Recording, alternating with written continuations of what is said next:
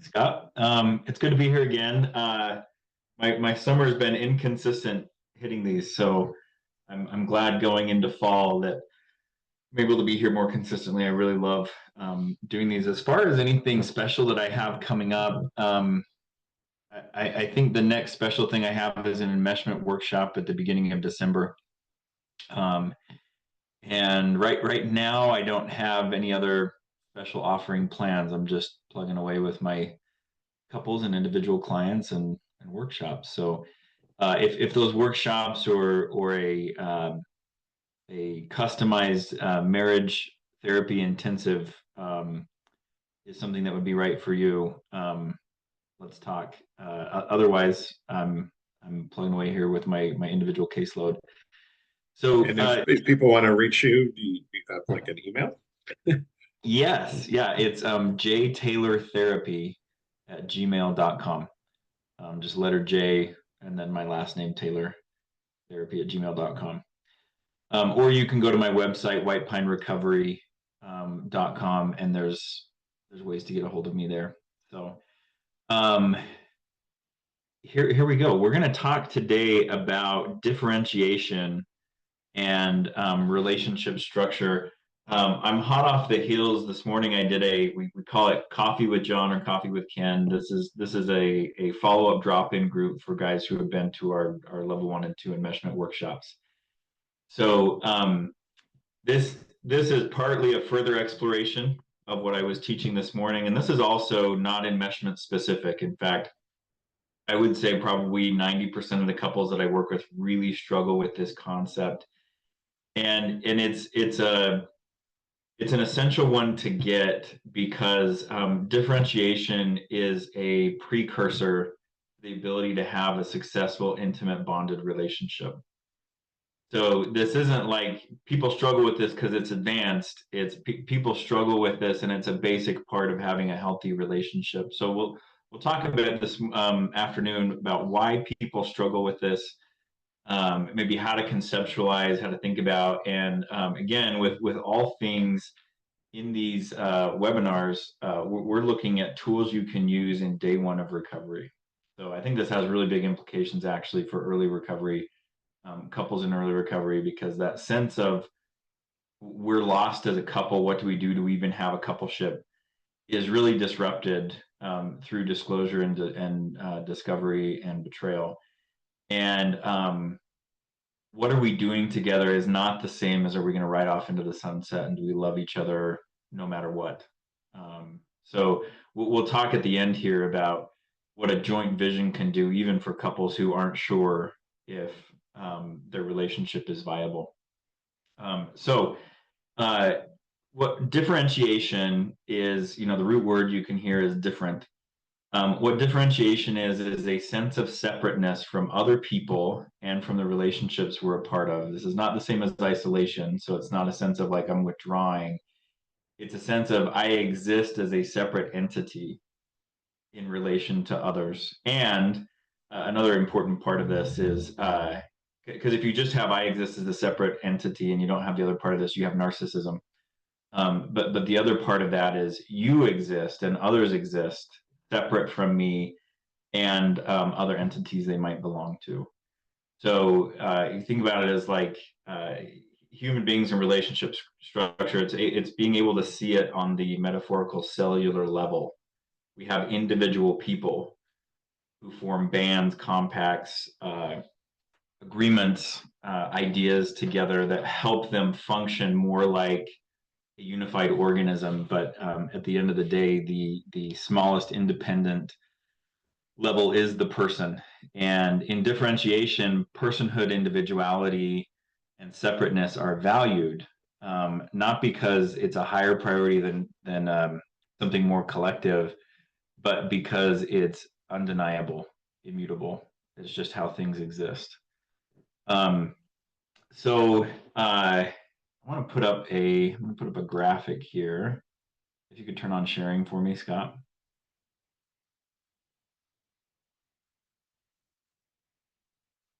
You can't share it right now? Yeah, it's saying the host has to. Oh, it's not allowed with multiple presenters. You just I'm toggle it gonna over to. make you the host. There we go. That should cover it. All right. So I always do better visualizing um, more complex or abstract ideas. So I'm hoping that this graphic here we can explain a little bit, and it can maybe provide a visual to help you understand what we're talking about. So what differentiation is, it's these two green circles in the middle of the larger relationship boundary, which is what the gray circle is. So these two circles exist independently, meaning there's not a merging of boundary here. There's not a unified mass with different shades. These are separate and distinct. Successful differentiation means a lot of different things. We could split hairs and do a lot of webinars on this, but in my book, for the purpose of our conversation today, successful differentiation requires autonomy. So the ability to act independently, comfortably, and competently. I would say someone who is terminally autonomous, maybe anti-dependent. I wouldn't say that's a comfortable, competent autonomy. That's a reactive autonomy. So what comfortable and competent autonomy is the flow of coming together and being separate, doing things together, doing things separate, working on things together, working on things separate. Autonomy is the ability to comfortably transition between those and not lose yourself or your own abilities. Maturity, and I would say appropriate maturity. Many of you out there may be saying, rightly so, I've been mature since I was 5. That would be an inappropriate maturity. It's not keeping pace with developmental growth. It comes out of necessity. It comes out of trauma, and you'll see that kind of maturity. When I'm meeting with folks who have that kind of maturity, you can feel that it's more of a veneer, it's more of a mask than it is like this inner settling confidence, or this inner settling like I was on a bike ride with a friend the other night, and we were talking a lot about limits, and how, at an earlier stage in our life, recognizing limits was like the worst thing ever. And at this stage, like we almost welcome it. Like, oh, yep, can't go further. That's actually where our bike ride ended. I said, speaking of limits, my left knee is going to be in a lot of pain if we keep going. Time to turn around. And so functional maturity is that appropriate recognition of limits, strengths, abilities that is not an answer to somebody else's deficit or somebody else's need.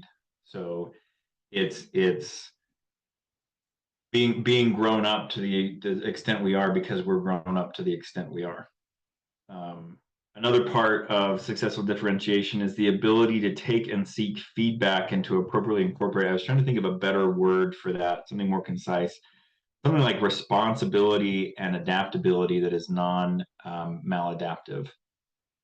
So part of differentiation is a recognition that you are an organism in an environment, and that environment will give you feedback based on your existence there. Now, feedback is just information. There's no such thing as good feedback, bad feedback. It's just information. So in successful differentiation and successful maturity, we recognize that feedback from the environment is not a threat. And it's not a sign that something is off because our ego can't take the feedback. It's a recognition that, yeah, I'm driving on the freeway, and it may be the type of car I drive, it may be the way I prefer to drive, it may be the speed that I'm going. Like, I'm going to get reactions based on that. I remember when I was in high school, I had a friend who, one friend who was, you could say he was all about the free market in the passing lane. This lane is for people to go as fast as they want to go. And I had another friend who would say the passing lane is you can go as fast as the speed limit. So I remember one night we're driving somewhere, and my buddy who is not a proponent of the passing lane is driving there, and he's getting people honking at him and passing on the right, and he says, "What's the problem? I'm going the speed limit." And my other friend, it could have been the 4th of July with the explosion that he had and the lecture that he had after about what the passing lane was for. The feedback from the environment, I put myself on the freeway, I can expect that I will get some sort of information back about how my driving, my choices are affecting others. So in a differentiated person, you're not guarded against that feedback. You're expecting it, and you may even actively seek it. That would actually be in our own best self-interest. I'm part of this larger whole. It's good for me to know as proactively as possible what role am I playing in this larger whole, and how is that working for the larger whole? How is that working for me? Um, so some questions here I have listed at the bottom: differentiation and individuation tasks. Am I mature? And again, think functional maturity. Not do I think I'm mature, but do I see myself being able to react appropriately? Do I have an appropriate degree of flexibility? Do I have perspective and abilities that would match what would be expected with my age and life experience? Can I meet my needs and obligations without unacceptable collateral damage? So I say unacceptable collateral damage because, again, in a system where you have different individuals, conflict is inevitable. And what a functional differentiated person can do is they can pursue their own needs and wants without bulldozing the needs and wants in others. So while there is competition, it's not competitive. It's a recognition that, if I'm at the grocery store and I'm taking the last carton of eggs, yes, the person behind me or the person who's waiting, they won't have eggs, but I'm not. That's not the reason why I'm taking the eggs. It's I got here first. These are for me. Sorry, I hope you can find them somewhere else. Um, the and also if you're choosing to be a part of a relationship as a parent or a partner, whoever that is, if the people you are in relationship with are saying the choices you are making suck for us and only suck for us, I would say that is unacceptable collateral damage, because there's a tension between an individual needs and a relationship needs that is not held in balance. And that's part of the feedback we get from our environment when we may be too over indexed on ourselves and not behaving like we actually exist in this gray circle in relation with others. um, am I fluent and competent in emotion, mine and others? This is something I think at this point, this isn't a philosophical debate. Do emotions matter? I think the science is pretty solid on humans and emotions. They exist, they matter, they're a huge part of how we operate, and they are separate from your cognitive processes. So, being fluent and competent is not trying to fit some mold. It's not, well, I should be sensitive or I should be emotionally based, and other people prefer to be logical. No, it's like, am I as competent as in exhaling as I am at inhaling?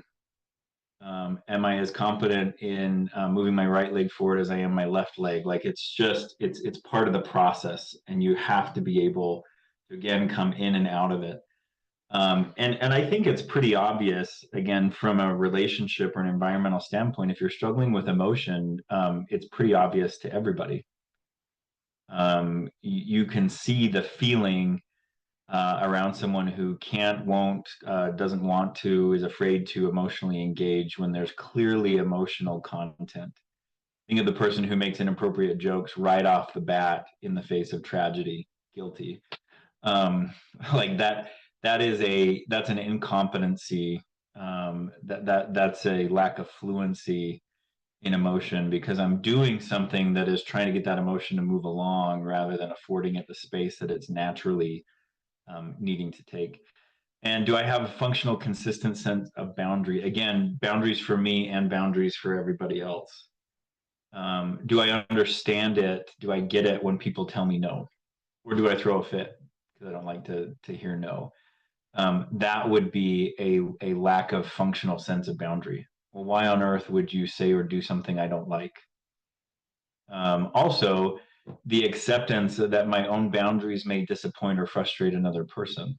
And again, that's not the reason why I do it, to disappoint or frustrate, but recognizing that there is a healthy balance, a healthy tension, and sometimes that tension is ratcheted in one direction or the other as we seek overall balance within a relationship.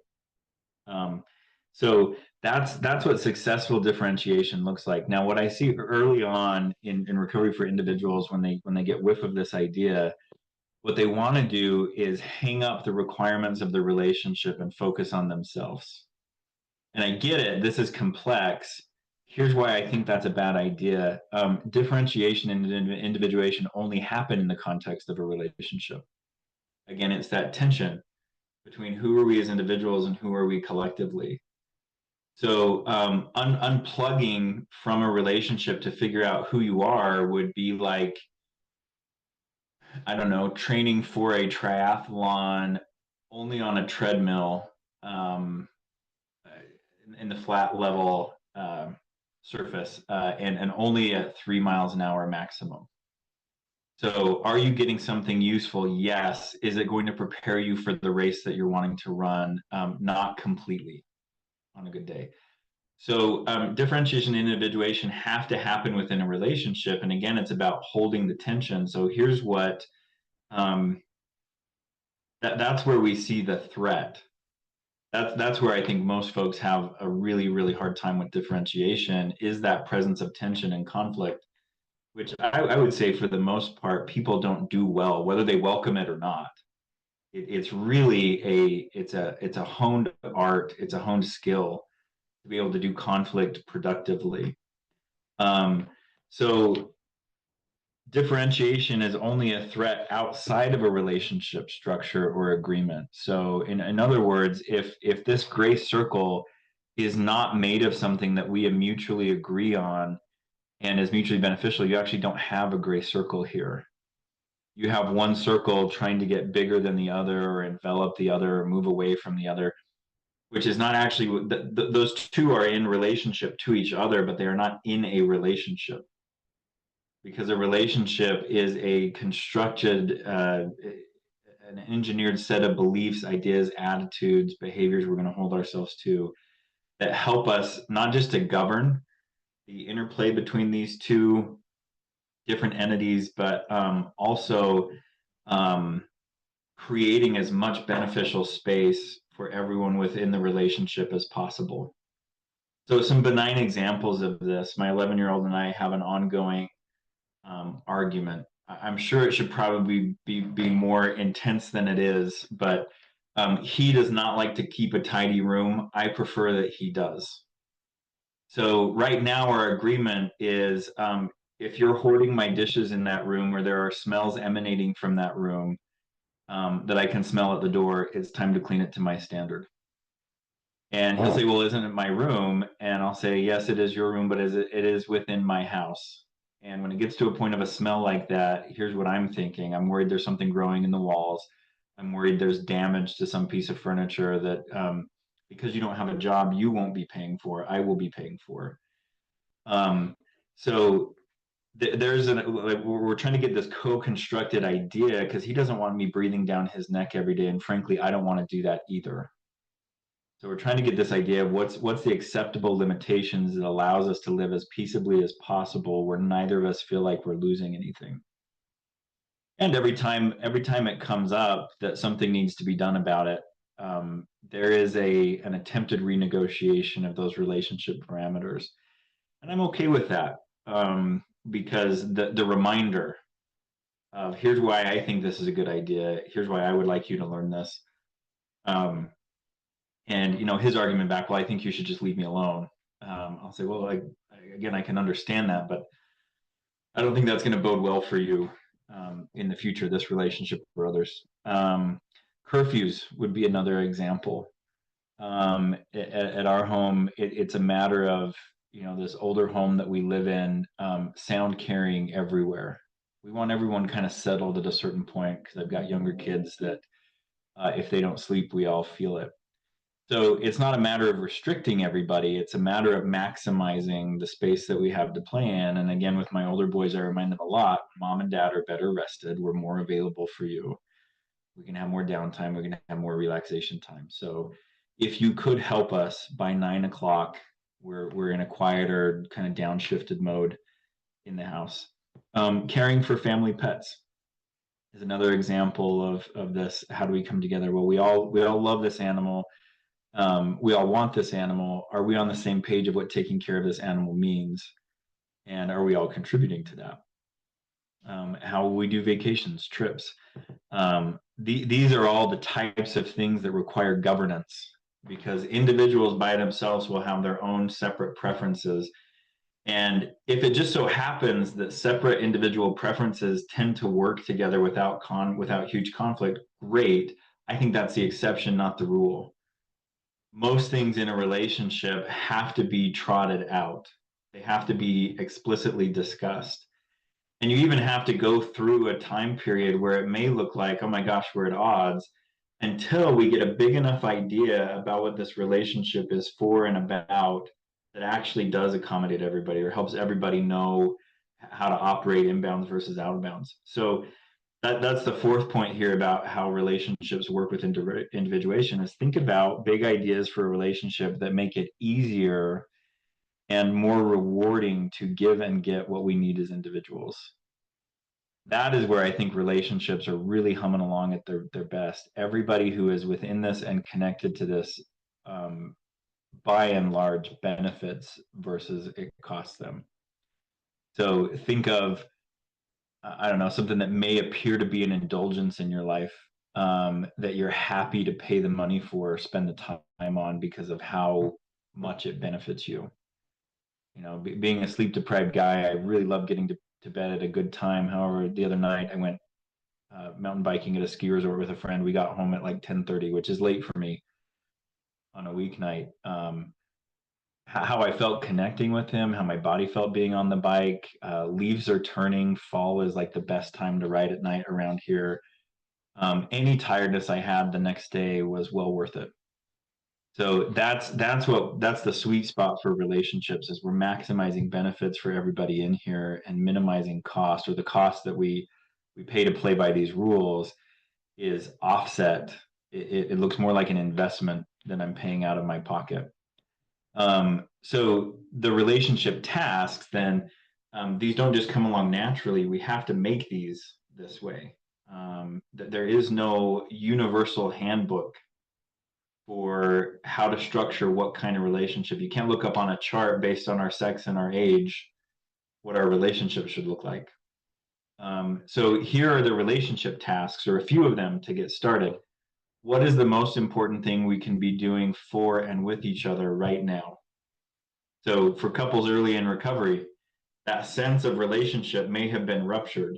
We thought this was built on mutual trust. We thought this was built on transparency. We thought this was built on fidelity. It's not. We just discovered that. You can get a new big idea just like that. For couples early in recovery, what is the most impactful thing we could be doing for and with each other right now? Well, we could get well.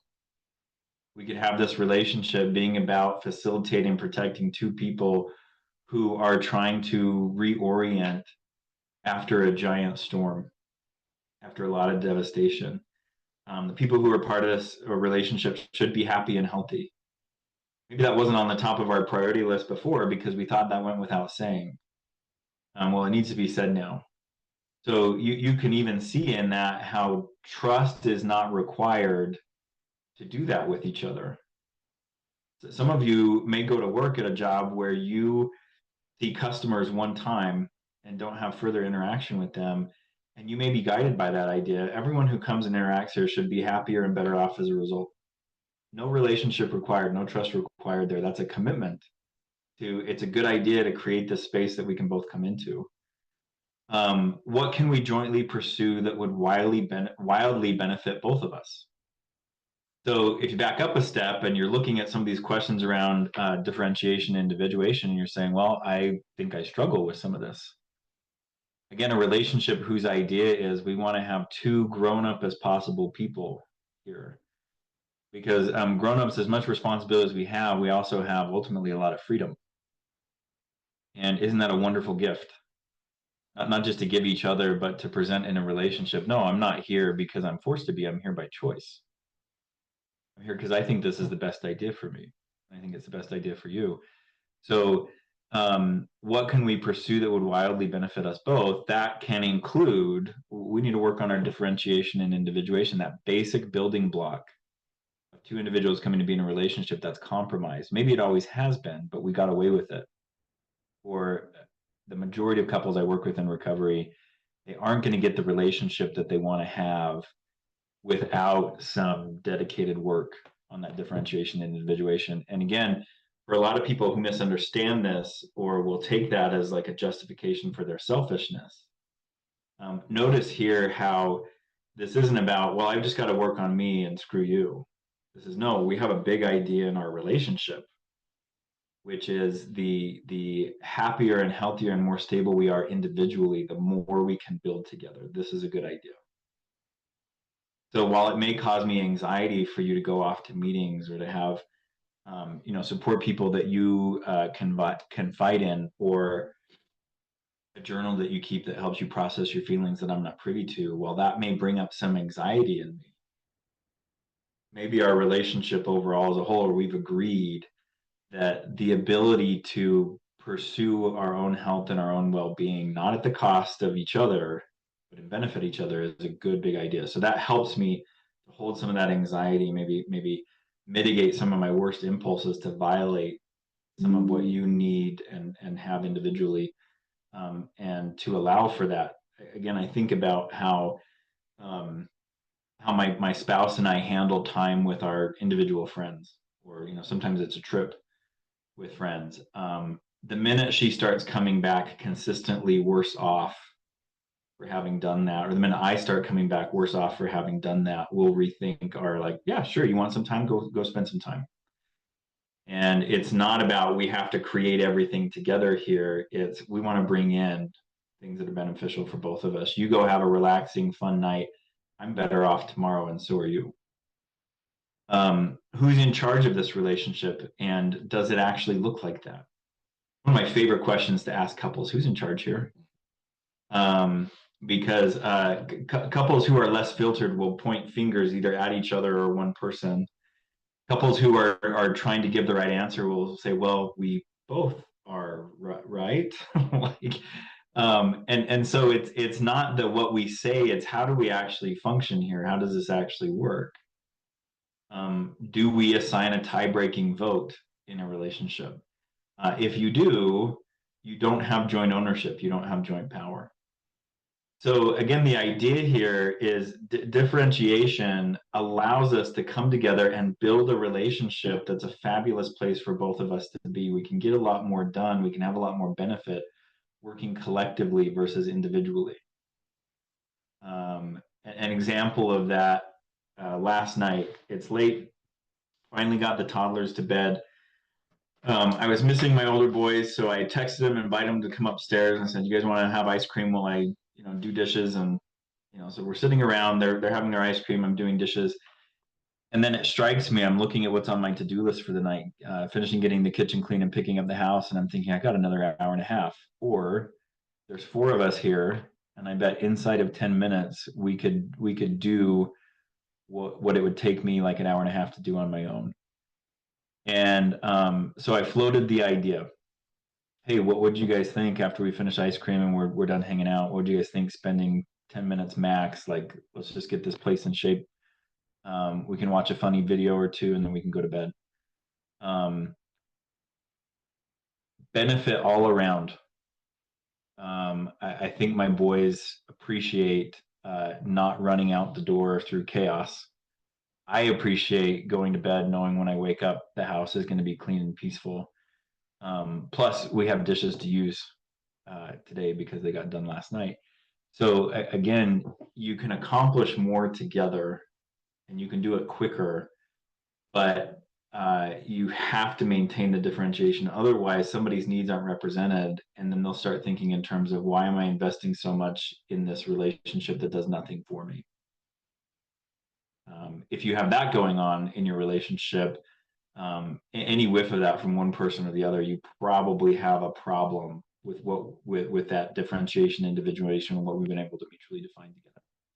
So I hope the picture has made it a little bit more clear. Again, it's maybe a little more of a complex idea, but it's also it's the most basic building block of a relationship. Who do we exist for? Who are the individuals who have a stake in this, and what are we together going to do about that? So that is differentiation and relationship structure. Thank you. Good stuff. So just to reiterate, and this was one of the first things you said, I exist as a separate entity. You also exist as a separate entity. Without that second part, it's narcissism. Mhm. It's all about me all the time. So this is what you're talking about is successful differentiation occurs for the individual in relationship to others. Yeah. Okay, so we are not just islands. Um, by the way, folks, type questions into the Q&A. We got a couple in there. I've got one that I want to ask Jon here. So I'm guessing that successful, healthy differentiation is not a one size fits all proposition. No, it's again, so the way I differentiate with my family of origin is very different from how I differentiate from my family of creation, and even how I differentiate professionally. And that's not about compartmentalization, it's that the impact and the structure of each one of those relationships is different. Therefore, I'm not the same organism in each of those. I can't be. Um, so it's not this across the board. Again, it's that flexibility, that wisdom, that maturity that based in these different realms that I have to operate, I have to carry myself just a little bit differently for this to work. Yeah. But even within, like, if I have the same set of relationships as you, my differentiation is going to look different than yours because you and I have different trauma that we're walking in the door with. We have, Yep. well, we probably have the same attachment style, but we certainly have different trauma driving the bus. So it's still going to look different. I'm going to need different boundaries than you're going Mm-hmm. Mm-hmm. to need. Okay. So And, it's, go ahead. and differentiation in 360 degrees recognizes that. Well, of course, what works for me may not work for you. So let's go back to the drawing table and make sure that what we're setting up is not mutually exclusive, because that sucks for a relationship to do. To pick one winner and one loser. Why don't we pick this? Why don't we make this so that we both can win there? So I'm going to ask one more question. You said you talked about this with your enmeshment guys earlier online. Um, Most of the people here are sex addiction or partners of sex addicts. Um, where are the real butting heads, sticking points that you commonly see in a relationship that's impacted by sex addiction? Yeah, one of them is I'm not really that bad off. You are. So that is a relationship made of two circles who are trying to gobble each other up or not be gobbled versus um, bad off, good, bad doesn't matter. That's not the right way to describe it. We really have to look at who I am, who you are, and how do we mix. There's some parts of us that mix really, really well, and there's others where it's like oil and water. So in as a defense against shame, I see both parties in couples where there's addiction. They really rush to that, like, no, I'm all right. This is your work to fix this. Another way I see that compromised differentiation or that difficulty with differentiation is whose needs are we going to prioritize? And again, these constellations, it really depends on who the two individuals are. So if you have two individuals who are more, they have always lacked some self-definition, you'll see them take on what ultimately becomes a martyr role. No, no, no, no. Like you need not because you're broken, but because I care about you. You need to be able to go to 3 meetings a week, and I'll pick up what I can. Or we need to put all of our resources towards your therapy and your support, um, because you're struggling more than I am. There can be a real discounting of my own struggle. So instead of taking things at face value, we really come to the table and we look at, okay, what is this disclosure, this discovery, what does this actually indicate is going on? Keeping that level of secret for that long It's not, oh, I'm fine, I just need a little bit of tune-up. No, that's a really big violation. That's really out of joint with a functional relationship and a mature functional individual. So we may have limited resources, but we'll work together to make sure that those are distributed in the most impactful way and the most supportive way of both of us.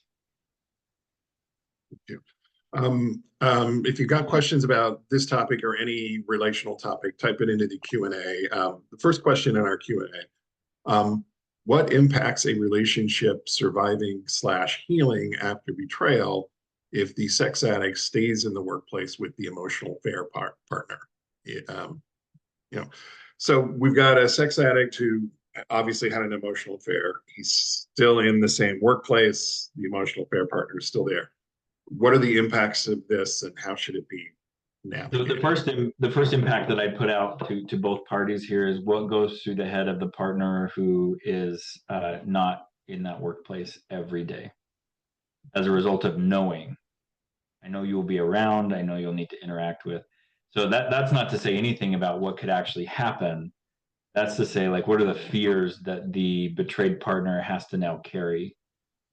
Um, and that's a big toll for those of you who are going through betrayal, and those of you who have been on the addiction side and are getting empathy for that. You know that those stories that run wild in our heads that we can't check because there's no way to verify, those are devastating. It takes a whole lot of energy to manage that dynamic, with something that maybe could be mitigated or could be handled better. I think another impact is, I'm not a proponent of punishment for punishment's sake or consequence for consequence sake. However, I do worry when there's individuals and couples who cannot or will not let a consequence ride. So, for example, well, this is a really, really good job. I've always liked it here. You have to look at, is that something that should be a given that you get to keep that because you like it, or because it works for you, given that you abused your position and the trust I extended you there. Again, not consequence for consequence sake, but I think in all discovery, all betrayal, there is natural loss. And if loss is not enough of the equation, an appropriate amount of the equation, you probably got one or both people playing God in some way, and you're going to pay for it later. So, some things I would look at practically there, is it possible to find work at another place? Would that be an appropriate consequence? Is it worth the mental bandwidth that would free up for your partner who you've betrayed, um, to not have to worry as much every day that you're going to see this person that you've been unfaithful with? Um, so it's destabilizing to say the least. If it really is the only option, both of you better be convinced that it's the only option and function from there versus, one of us wants it and the other one's not willing. That's not really working together. That's not deciding what's the best agreement for our relationship. Yeah. And I've talked to guys who had to buy a new truck or had to get new bedroom furniture or the family moved. And I've talked to plenty of guys who got a different job because they had acted out in the workplace and it wasn't safe for not only for their partner, it wasn't safe for them. So, you know, uh, yeah, I mean, you go back to your diagram, it's like this is beneficial for everybody. It's beneficial if your 11-year-old kid's room doesn't smell like yesterday's milk, or um, you took me Whatever all he's the way got back. growing in You there. took me back to age 11 when I had like actually stuff growing under the bed, like mushrooms and things. So yeah, I was like, been there. Yeah. Um, a little empathy for your son. Okay, next one. Hi, I came into the meeting late, so this might not be related to subject. That is okay. I have a question that's been weighing on me. My husband is in active addiction. He's not trying to stop. We are separated because of this. Why does my husband still go to his weekday or weekly SA meeting, Sexaholics Anonymous, I just don't understand how you can go to the group and say I'm zero days sober and still want to go. Oh, what a good question. I actually love that you're opening up some inquiry in you there. Um, the term in the 12-step rooms for someone who does not struggle with an addiction themselves is a normie. And I think this is a dynamic that can be really difficult for a normie to understand. So first I'm going to give maybe my jaded answer here, and then I'll give my compassionate answer, which I hope is more the case. So the jaded answer may be he's concerned with it looking right. It's just that. I mean, I worked with people before where I've asked them, would it be just as effective if you paid me and sat in my waiting room versus came in here and we went through the pretense of therapy. And I've had people say, yeah, it would be just as effective. And I'll say to them, I need to open up the slot for somebody else. It's been a pleasure. Um, Go here for help when you're ready. So there can be some of that image management. Um, Here's the other part that I hope is more compassionate and maybe can open up a little more of an inquiry. So one of the components of addiction is the activity or the substance that you're addicted to has to be pleasurable. And it starts that way with like every addiction. People don't tend to get addicted to something where their first experience with it is just like, man, this is awful. This is terrible. I'll never do it again. So even though the euphoria might fade quickly, pleasure is part of that. For folks who have been addicted for a long time, this isn't neurologically what happens, but think about it as like the pleasure center of the brain is like scuttled, like it can't work at all. So there's still the pursuit, the habitual, unyielding pursuit of this thing that used to be really, really rewarding. That now the reason why I engage in it is because that's as close as I can come to feeling normal. It's no longer about pleasure. So you can have people who still struggle and cannot get sober who genuinely want to break out of that and will go to a meeting week after week, sometimes for a really long time, and say, I have no days of sobriety. And it's not necessarily a clean this or that. But I have seen and I have worked with a lot of people who I believe and I feel and I think it comes out in the wash that they desperately don't want to be doing what they're doing. But addiction is not a choice. That's what makes it addiction. Poor choices versus being an addict are two different things. So those would be, I mean, if you want to look at that as like a spectrum, and it could be anything in between. But I hope your partner is showing up because he's got some kind of hope or some kind of commitment. I gotta live differently, even if I can't figure it out right now. John, you just told my early recovery story. Mm. I started going to meetings to check off boxes, to say, see, I'm doing everything I'm supposed to be doing. I had no interest in changing my behavior when I started going. I mean, I was that client who would have been just fine sitting in the waiting room and handing me a check. Um, but I kept going because some tiny little part of me knew that I was destroying my life. So I kept going, and it was every week, it was a reminder, like 2, 3 times a week for me. It was a reminder that I'm actively destroying my life. And somewhere along the way, it clicked. Um, and I went to a meeting to get well, to change my behavior, because somewhere something clicked. I can't live this way anymore. I'm destroying my soul. And I went to the meeting and I've been sober ever since. I mean, that is my sobriety day, that meeting. Um, so there's hope here, but and and I wasn't the guy who went in and said I had 0 days of sobriety. I was taking like 30-day and 60-day chips, and we call those dirty chips. I was a dirty chip guy for a long time, and I finally got honest and finally went because I needed to change my behavior. So I still hold out hope for your husband if he's still going. That said, it's got to be really frustrating for you to to see no progress. And it's okay for you to give him zero credit for that effort without results because your process is not talking about differentiation. Your process and your needs are not the same as his. So he may hold that up and legitimately feel like I'm working, I'm trying. Does that not get me anything? Uh, for you individually, sure, yeah, that gets you something. I hope you're happy, or I hope you're more satisfied. I hope you feel like you're on the right track for something. As far as me goes, no, my needs are different. I need a partner who doesn't betray me. I need a partner who is mature and can regulate their emotions. I need a partner who can be honest with me. So it doesn't have to be, again, in a relationship. I saw this the other day with a couple I was working with.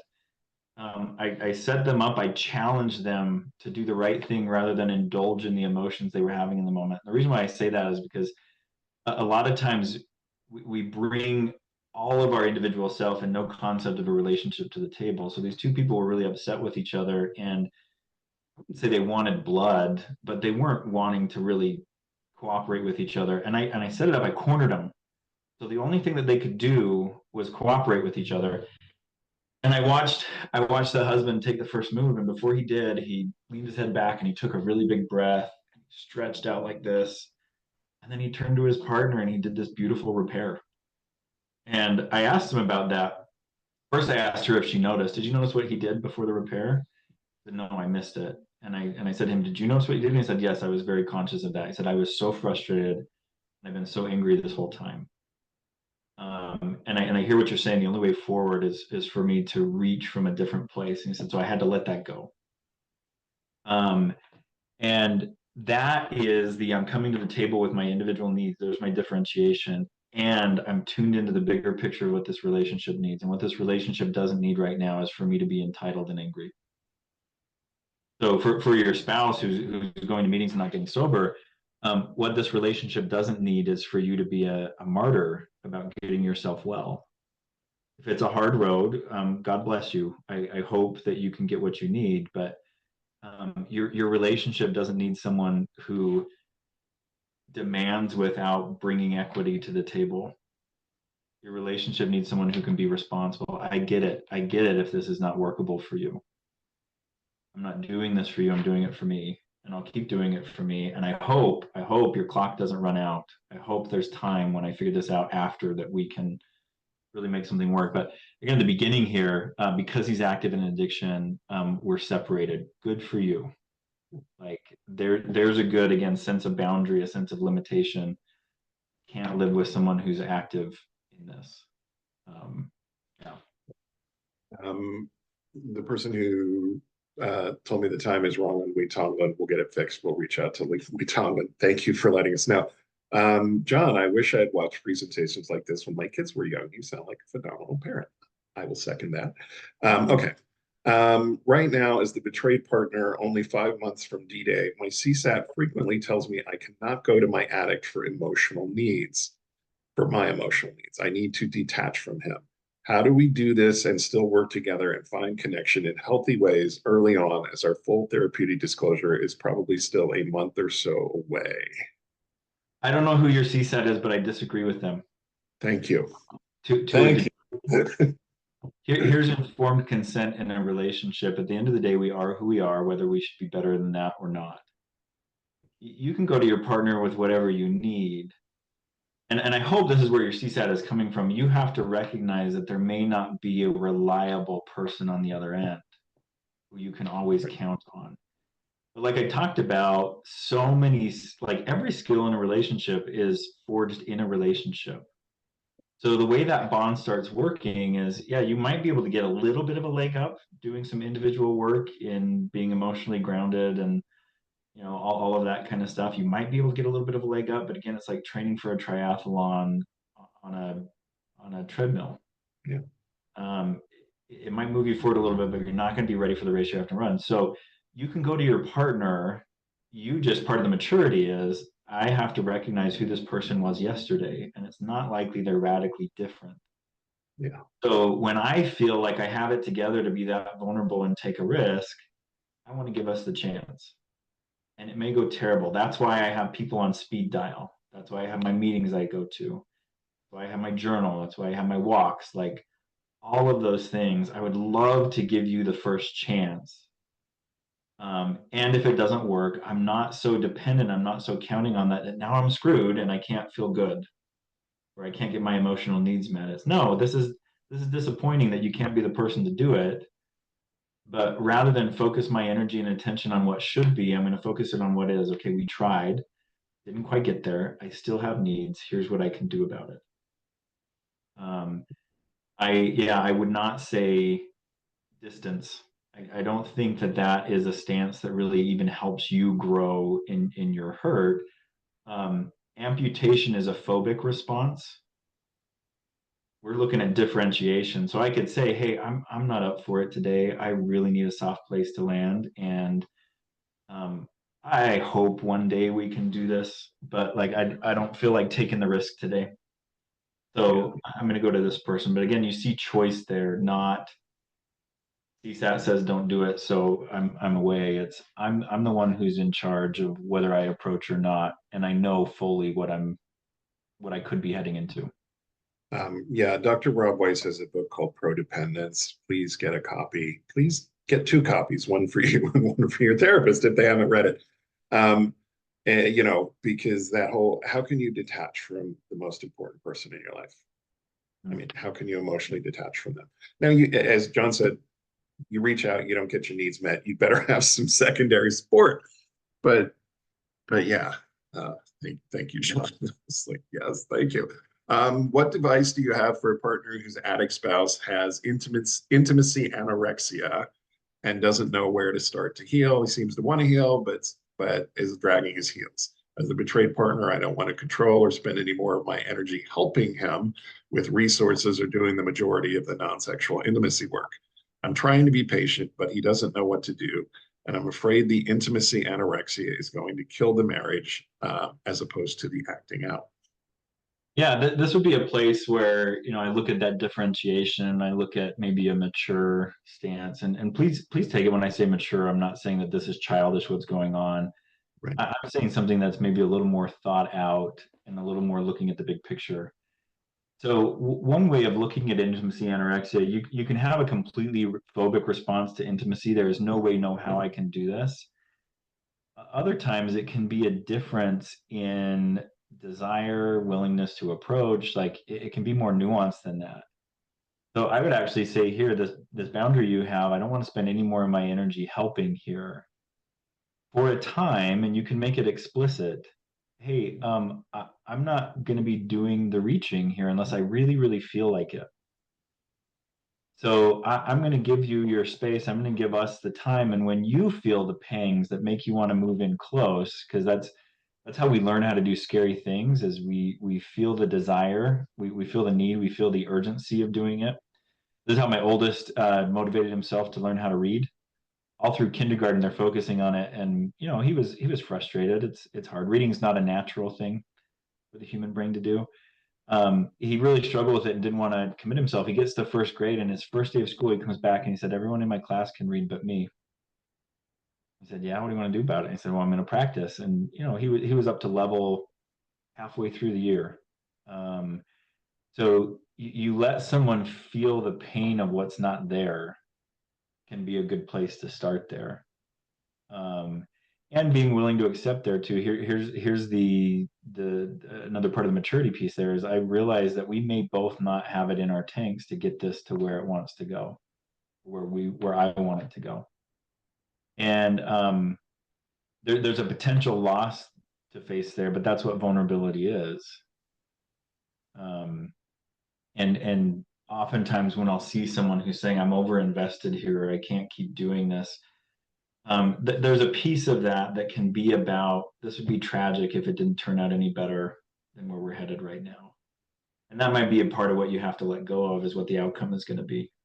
And see, give yourself a chance to get a little more clarity over what would happen if I stopped driving this. Yeah, different people are capable of different levels of connection. And when I say connection, I'm talking about emotional intimacy. And, you know, if you've been traumatized, if you've been in an enmeshed relationship as a child, it's much tougher to open up and be emotionally honest and intimate with somebody. this is something I've gone through myself. I think John has too. It's like, how far can I go and still feel safe? Um, and sometimes it's not as far as other people want. But, can I get close enough? Is it, it's a tough one. This is a tough situation. I love your patience with it. You know, so we've got a couple more questions. I'm going to copy them and save them for our next session because we're going to get booted in about another minute out of this. So just make sure we don't have any others. One more just came in. I'm going to have to get that.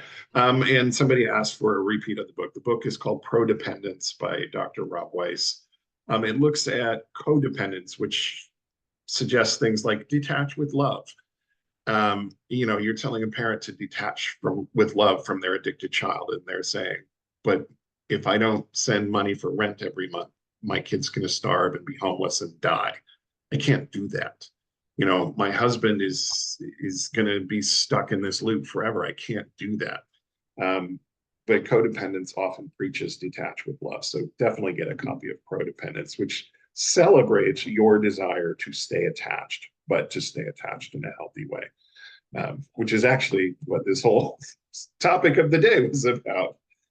John, anything you want to say to take us out here? No, thanks. Great questions. I'm just I'm looking over these ones for next week. I'm excited to get to those in a couple weeks, and we'll see y'all then. Okay, we'll see everybody. Bye.